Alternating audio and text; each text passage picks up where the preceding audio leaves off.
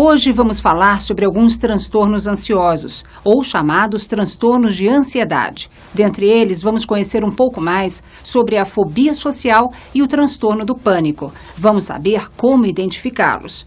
Longe de serem uma frescura, essas doenças merecem tratamento e podem ser bem controladas. Qualquer um de nós, em algum momento da vida, pode sofrer um transtorno de ansiedade.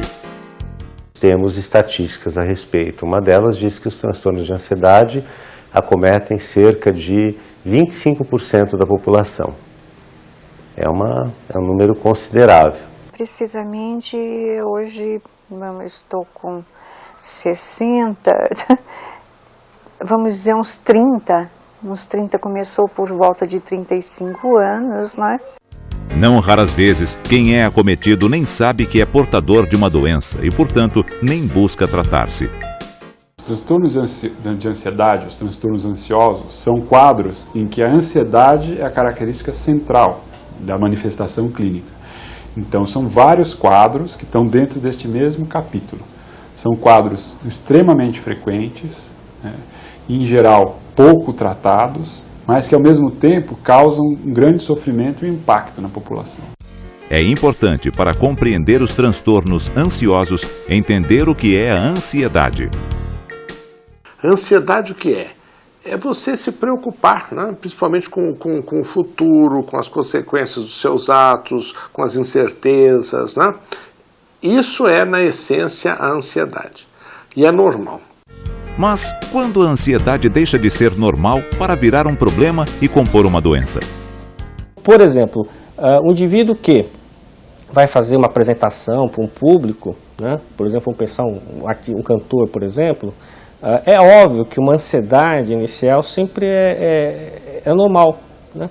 Agora, se essa ansiedade é muito elevada, faz com que o indivíduo esqueça a fala, gagueje, alguma coisa, ela passa a ser prejudicial.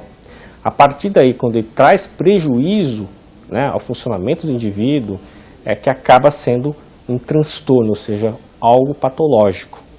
Portanto, a ansiedade é um sentimento normal que faz parte da vida de todos nós e só passa a ser patológica quando ela escapa do nosso controle e prejudica o nosso dia a dia. É importante sabermos que o grupo dos transtornos de ansiedade é bem amplo. Os transtornos de ansiedade, eles de fato são muito prevalentes na população geral e acarretam importantes consequências, né, do ponto de vista da saúde pública.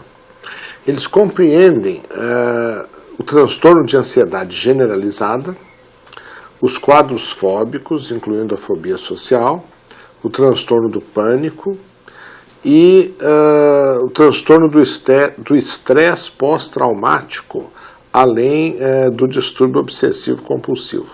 É muito comum um indivíduo apresentar mais de uma dessas enfermidades. A isso dá-se o nome de comorbidade. Ou seja, uma mesma pessoa pode ser portadora de distúrbios diferentes, concomitantes ou quadros que se agravaram.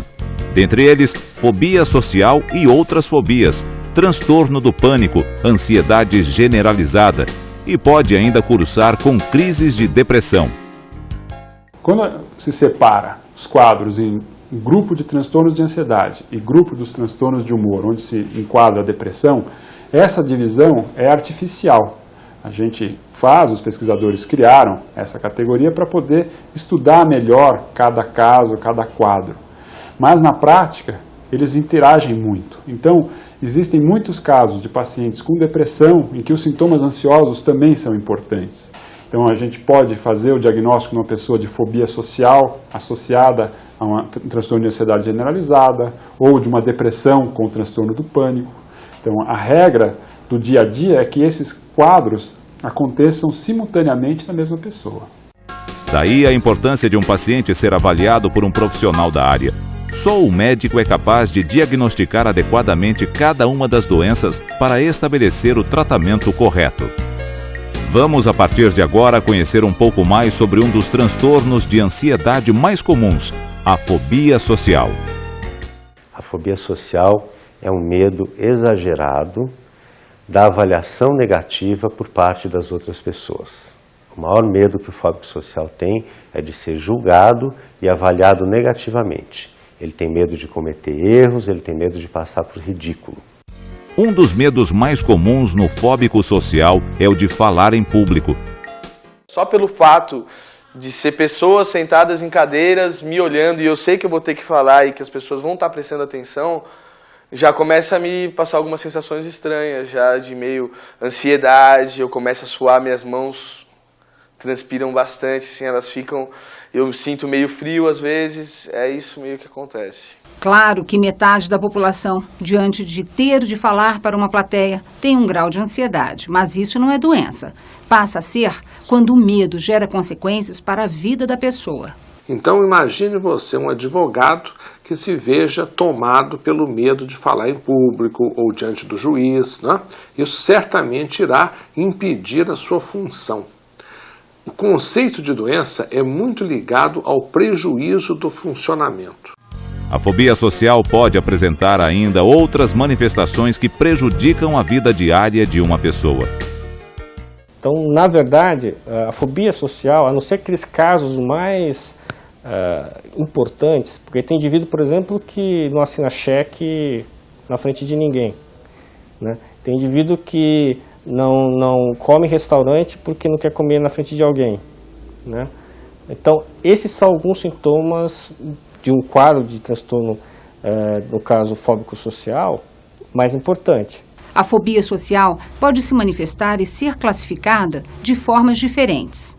Fobia social, ela pode ser dividida em específica também, só medo de falar em público, medo de comer, medo de escrever, ou a fobia social generalizada, em que toda a exposição perante outras pessoas é temida de uma forma avassaladora.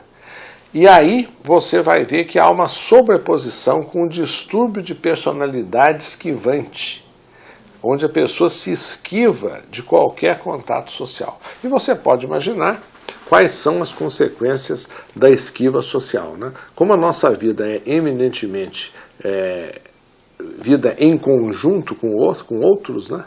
A fobia social generalizada tem enormes consequências para a vida da pessoa. Esse transtorno de ansiedade pode gerar prejuízos à vida e à felicidade. Eu tive um paciente, por exemplo, que ele ficou 11 anos sem namorar.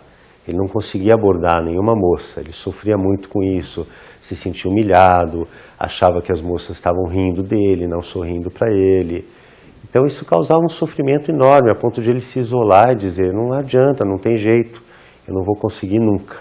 E estava muito deprimido por causa disso. É importante sabermos que pode ocorrer também uma associação entre um quadro de fobia social e alcoolismo. Eu tinha um conjunto musical e nós nos apresentávamos. E eu, durante um tempo, antes de eu ter essa informação que hoje eu tenho, o que é a fobia social, eu não relacionava o problema do álcool à fobia social, assim. Então, nós íamos tocar, nos apresentar, e o que acontecia? Antes de subir, eu sentia um incômodo muito grande, assim, de subir no palco se eu tivesse sóbrio. Muitas vezes, o paciente que tem fobia social acaba abusando de álcool ou de outro tipo de droga na tentativa de se autotratar. Assim, ele bebendo, ele consegue se expor em certas situações sociais, mas aí vai começar uma complicação que é muito frequente na fobia social, que é do abuso e a dependência de drogas ou de alcoolismo. O indivíduo tentando se autotratar, ele vai criar um problema até, às vezes, mais sério, que é o caso da dependência por algum tipo de droga ou do próprio álcool. Por isso, vale a pena estarmos atentos em relação a jovens com perfil tímido que costumam beber um pouco a mais para tentar se desinibir e incluir-se socialmente. Daqui a pouco vamos saber como diagnosticar e tratar a fobia social, que é diferente das fobias específicas, em que o medo, em geral, é de um determinado objeto, medo de gato, cachorro ou lagarta, por exemplo. Mas antes, vamos conhecer algumas das principais características do transtorno do pânico. O transtorno do pânico é um quadro dentro do capítulo das ansiedades e que a característica central são crises de ansiedade aguda, muito intensas, em que o indivíduo chega a um nível de pânico, ele chega ao desespero. Essas crises acontecem abruptamente, sem um motivo desencadeante, e geralmente e necessariamente acompanhada de alguns sintomas físicos. Dentre os sintomas físicos que podem estar associados a uma crise de pânico, destacam-se sudorese excessiva, taquicardia, sensações de calor, sensações de desmaio, problemas gastrointestinais, falta de ar, tremor, medo de perder o controle, angústia e desespero, medo de morrer, entre outros. A crise de pânico é muito marcante. E se ela se torna recorrente, ou seja, se ela se repete, a pessoa frequentemente passa a temer em demasia a volta de uma nova crise. Ela passa a ter medo da crise de pânico, medo do medo. Aprender, inclusive, a lidar com as crises é importante e é um processo de aprendizado diário. Sim, hoje eu identifico quando eu estou ultrapassando os meus limites.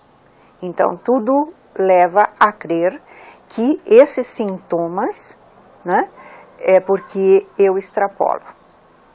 Eu vou buscar o estresse novamente. Então, todos os sintomas começam, dispara coração, começo a ficar com um raciocínio lento, né, sonolência, preciso me deitar. Deito 15, 20 minutinhos, me respeito, fico, faço a minha meditação e a respiração, levanto, estou nova em folha. Uma crise de pânico pode acometer uma pessoa até várias vezes no mesmo dia e pode acontecer em qualquer lugar ou situação. Ela é assim, ela aparece do nada, né? Você está bem, está ativa, muitas vezes está numa festa ou num supermercado, ela não escolhe lugar. Tudo isso começa relativamente rápido, quer dizer, a pessoa começa a ter sintomas e em 10 minutos os sintomas atingem um pico, atingem o máximo de sua intensidade e depois a pessoa tem a sensação de que ela foi surrada ou, como dizem alguns pacientes, passada no moedor de carne, né? E o medo de que essa experiência se repita. É comum que a pessoa com transtorno do pânico comece a se esquivar de situações em função de um chamado medo por antecipação. Então, por exemplo, se ele teve uma crise de pânico, por exemplo, num shopping center, por exemplo, ele vai se esquivar de ir nesse shopping center. Por quê? Se eu tiver essa crise, ninguém vai me acudir, como é que eu vou fazer? A partir do momento que ele vai começar, por exemplo, a evitar de ir no metrô, assim, nossa, já pensou se eu tiver uma crise debaixo da terra? Né? O que vai acontecer? Ele, por exemplo, ele vai evitar avião, por exemplo. Se eu tiver uma crise dentro do avião, como é que vai ser? Aí ele começa a ter uma série de comportamentos de esquivas, né? Isso limita muito a vida dele. O impacto na qualidade de vida do portador de transtorno do pânico pode ser tamanho a ponto de aprisionar uma pessoa em casa por longo tempo. Não só é possível, como é comum. Eu tive um paciente que ficou 28 anos sem sair de casa. E quando ele saiu para ser enterrado.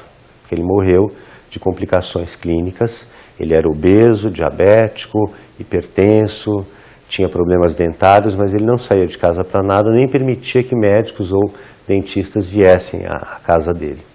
Outra questão importante que contribui para mascarar o transtorno do pânico é que os sintomas de uma crise, em geral, levam a pessoa a um pronto-socorro. Muitas vezes ele vai para o pronto-socorro, achando que vai morrer, que está tendo um derrame, que está tendo um infarto. E isso, às vezes, mesmo que o médico fale, olha, isso não foi um problema clínico dessa ordem, isso é um problema mais na ordem psiquiátrica, muitos pacientes não acreditam, não confiam na palavra do médico e começam uma verdadeira peregrinação por vários ambulatórios, consultórios e vão fazer uma série de exames. Eles acabam fazendo ressonâncias magnéticas, exames de coração, de sangue e assim vai. Isso representa um custo muito grande para o paciente, né? E também um custo muito grande na vida desse indivíduo, pois ele começa a se preocupar de uma maneira excessiva com a sua própria saúde. Como estamos vendo, os transtornos de ansiedade podem estar associados à fobia social, ao transtorno do pânico, à depressão, caracterizada por uma tristeza patológica, e à ansiedade generalizada, quando o sentimento ansioso toma conta da vida da pessoa. Então, por exemplo, uma pessoa que tenha o distúrbio da ansiedade generalizada, ela não pode, por exemplo, aproveitar um fim de semana numa praia, né? Porque ela, sem querer, ela vai deslizar em relação ao futuro e já se preocupar com o que virá na semana que se segue, né? Então ela não está ali presente, ela não se detém no momento presente, mas ela desliza em relação a um futuro que é antecipado como perigoso, como hostil. As comorbidades devem ser levadas muito a sério, pois podem dificultar a abordagem do paciente. Sim, isso é possível e é frequente. No caso da fobia social, é comum a comorbidade com depressão maior, com distinia, que é um tipo de depressão crônica, ou a simples presença de sintomas depressivos que não caracterizam uma síndrome, mas são sintomas que atrapalham. Então é bem complicado, né? Mas por que eu me tornei depressiva? Porque eu não aceito nenhum tipo de mal-estar que vai me levar para baixo. Daí a importância de um paciente que tem um quadro de ansiedade ou de depressão ser avaliado por um profissional treinado, porque aí ele vai poder fazer o diagnóstico de cada uma das patologias que ele tem e, de acordo com as associações, ou se for um quadro simples, você vai conseguir ter um tratamento mais adequado. A detecção correta dos transtornos de ansiedade é de fundamental importância. E o diagnóstico, de uma maneira geral, na área de psiquiatria, ele não existe nenhum diagnóstico objetivo do ponto de vista de um exame laboratorial que possa dar algum embasamento para isso. Então ele é eminentemente clínico, baseado nos sinais e sintomas. Portanto, lembre-se, é preciso que tanto o paciente quanto os seus familiares relatem todos os detalhes ao médico. É importante termos conhecimento para sabermos quando buscar ajuda médica e tratar os transtornos de ansiedade, com medicação e terapias. Os tratamentos, aliás, têm evoluído muito. Os transtornos de ansiedade são bastante frequentes, né? A característica do quadro, às vezes, faz com que muitas vezes a pessoa demore muito tempo para se tratar. Mas o grande avanço que existe nessa área é que a grande maioria dos quadros são altamente tratáveis. O transtorno do pânico, a grande maioria dos pacientes, se tratados adequadamente, vão conseguir ter uma melhora muito importante. O mesmo acontece com a fobia social. Se a pessoa for tratada, diagnosticada e tratada corretamente, na grande maioria dos casos, ela vai ter uma remissão ou uma melhora muito importante do seu quadro. O tratamento medicamentoso dos transtornos de ansiedade mudou muito nas últimas décadas. Hoje em dia, a utilização dos chamados ansiolíticos é feita de forma muito mais criteriosa. Hoje, eles são empregados com muito menor frequência nos quadros ansiosos, né? Por quê? Porque são sedativos, porque dão sono, porque causam uma certa dependência, porque dão um quadro de abstinência, porque dão moleza, né? E cada vez mais os estados de ansiedade são tratados com antidepressivos. Os antidepressivos têm ajudado a resgatar a qualidade de vida de muitos pacientes com transtornos ansiosos. Obviamente, hoje eu não tenho aquelas crises, eu tinha 4, 5, 6 por dia, até 10 cheguei a ter. Hoje não. Eu tomo meu medicamento regularmente. Você poderá perguntar por que então chamar esses medicamentos de antidepressivos, uma vez que eles não são apenas antidepressivos, eles são também ótimos agentes anti-ansiedade, né? É que esses nomes são dados em diferentes momentos históricos, né?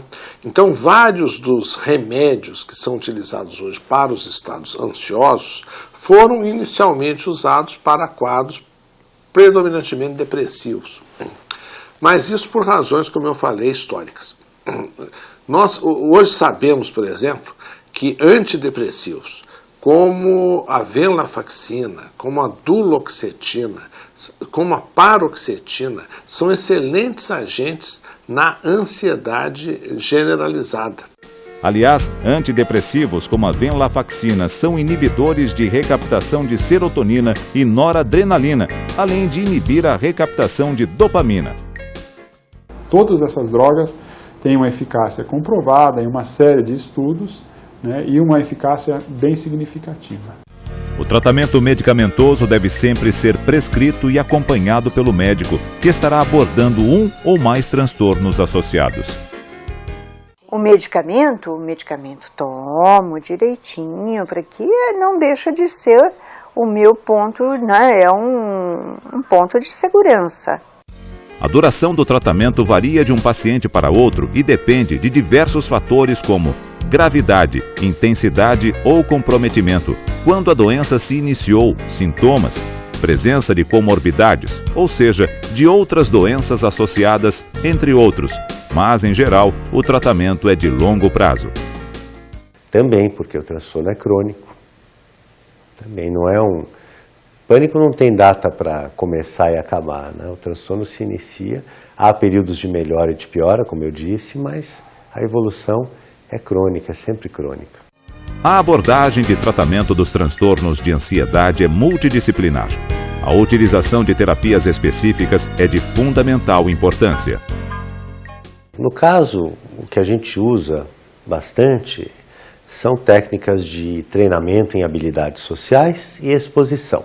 Existe também terapias, né? Existe uma terapia agora mais recente, uma terapia cognitivo-comportamental, em que ele foca basicamente nos sintomas que o indivíduo tem e naqueles comportamentos que o indivíduo vai tendo disfuncionais, né? Então, o que se faz é uma terapia que chama de exposição. Então, se o indivíduo tem medo de pegar o metrô, então, progressivamente ele vai sendo exposto a esse temor, né? Até ele ver que realmente, assim, ele percebe que não vai estar tendo a crise, que nada vai acontecer, aquela coisa toda. Então, esse é um tratamento extremamente eficaz. Então, essa terapia, psicoterapia mais a medicação, ajuda a melhorar. E cerca de mais de 90% dos casos a gente tem um controle total.